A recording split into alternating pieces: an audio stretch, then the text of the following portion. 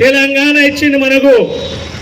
మరి తెలంగాణ రాష్ట్రం ఇస్తే 9 నెలల 3 నెలల సమయంలో టీఆర్ఎస్ పార్టీ అధికారంలోకి వచ్చిన తర్వాత మనము ధనిక రాష్ట్రం ఇస్తే 18,000 కోట్ల రూపాయలు ధనిక రాష్ట్రము తెలంగాణ రాష్ట్రము తెలంగాణ కేసీఆర్ గారికి ఇస్తే మరి 9 సంవత్సరం 3 నెలలకే 7 లక్షల కోట్ల రూపాయలు అప్పులు చేసి తెలంగాణకు ఆయాం అప్పులతో ఆయామాన్ చేసి వాడేసిండు.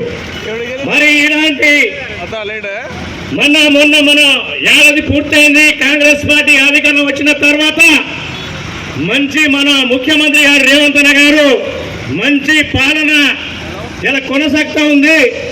మనం గిట ఈ కందుకూరు మండలాల్లో 4th సీట్ అనేది మన మండలంలో వచ్చింది కాబట్టి మనము డెవలప్మెంట్ విషయంలో ఇంకా చాలా ముందుకెళ్తాం.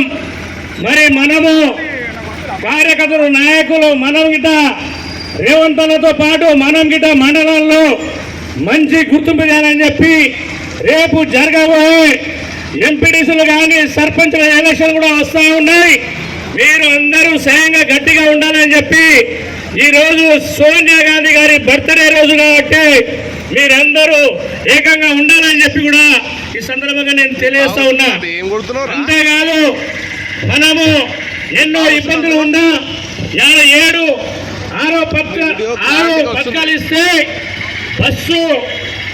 బస్సు ఫ్రీ కానీ ఉచిత కరెంటు కానీ మరి అలాంటి చాలా వర్కులు మనము రుణమాఫీ విషయంలో కానీ 21 కోట్ల రూపాయలు కూడా మనము రుణమాఫీ చేయడం జరిగింది.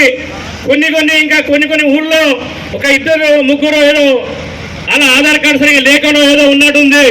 వారిని కూడా మొన్న చెప్పడం జరిగింది. మరి అవి కూడా రుణమాఫీ అయితే కూడా ఈ సందర్భంగా నేను తెలియజేస్తూ మరి ఎంత మంచి చక్కటి తెలంగాణ రాష్ట్రం చేసుకున్న తర్వాత 1 ఇయర్ పాలనలో మంచిగా కొనసాగుతా ఉన్నాం.